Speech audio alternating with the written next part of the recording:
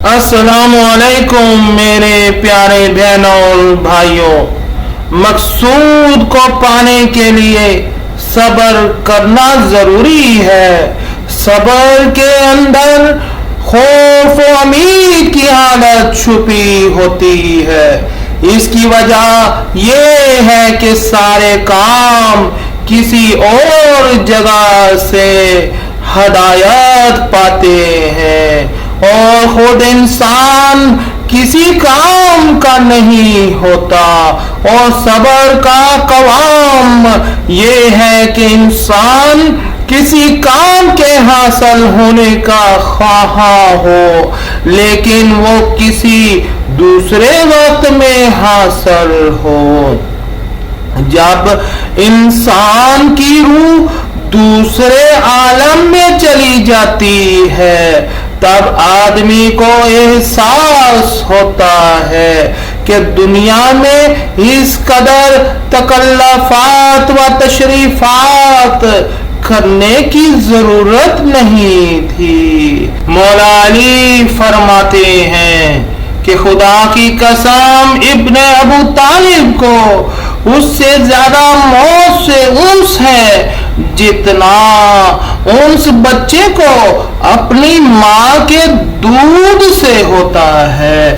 یہ اس لیے نہیں کہ آپ نقص کمال کی منزل پہ پہنچ جائیں، بلکہ جو کچھ وہاں ہے اس کے شوق کی خاطر آپ نے یہ ارشاد فرمایا، اور جو کچھ وہاں ہے وہ بغیر موت کے حاصل نہیں ہونے والا۔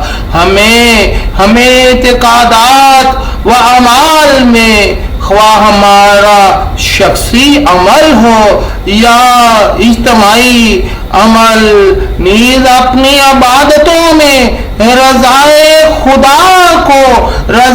خدا کو حاصل کرنے میں ایک لمحہ غفلت اور بے توجہی نہیں برتنا چاہیے کہ اگر ہم نے غفلت برتی تو سمجھو اسی وقت ہم خسارے اور گھاٹے میں چلے گئے۔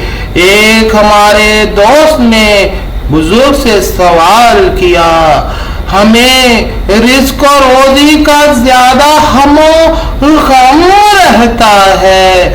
خدا تعالیٰ نے جس طریقے سے معاد، قیامت اور جنت و جہنم کو بیان کیا ہے، اسی طریقے سے فرماتا ہے رزق و روزی سارے بندوں کو میں دیتا ہوں۔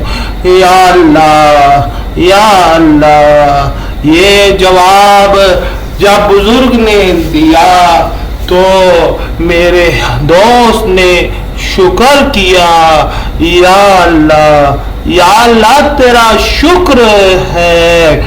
ایک بچہ جتنا اپنی ماں پر اطمینان رکھتا ہے، اگر ہم خدا پہ اطمینان رکھیں اور ہمیں یقین ہو جائے کہ اس سے جو کچھ مانگیں گے عطا کرے گا، تو پھر ہمیں کسی مشکل سے دو چار نہ ہونا پڑے اور ہمارے سارے کام درست ہو جائیں۔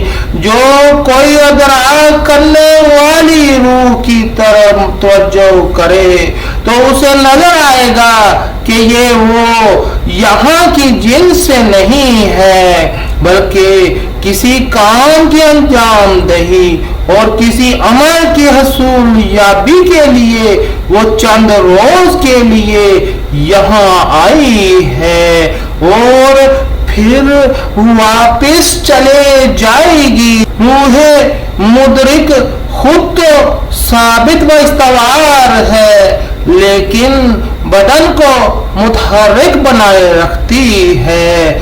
جس نے خود کو پہچان لیا اس نے اپنے پروردگار کو پہچان لیا۔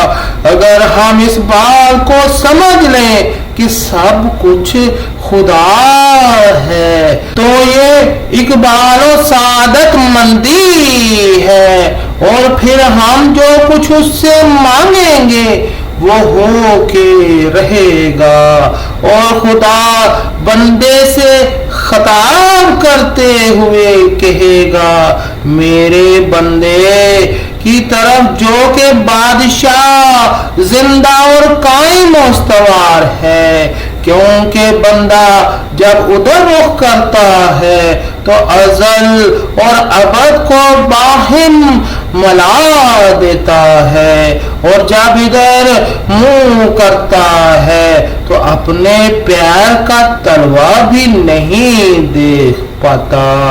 ہم جب اس طرح کی کرامتیں اہل افراد سے دیکھتے ہیں تو خود سے کہتے ہیں کہ کاش ہم بھی انجام دینے کی قدرت رکھتے ہوتے، حالانکہ اس طرح کی کرامتیں کہاں اور معرفت خدا شناسی کا امکان کہاں جو کہ خدا نے ہمیں عطا کر رکھا ہے۔ یا اللہ یا اللہ یا اللہ یا اللہ، بحق محمد مصطفیٰ صلی اللہ علیہ وآلہ وسلم۔ یا اللہ ہمیں اپنی معرفت عطا فرما، ہمیں اپنے پیاروں کی معرفت عطا فرما، ہمیں ہماری معرفت عطا فرما۔ یا اللہ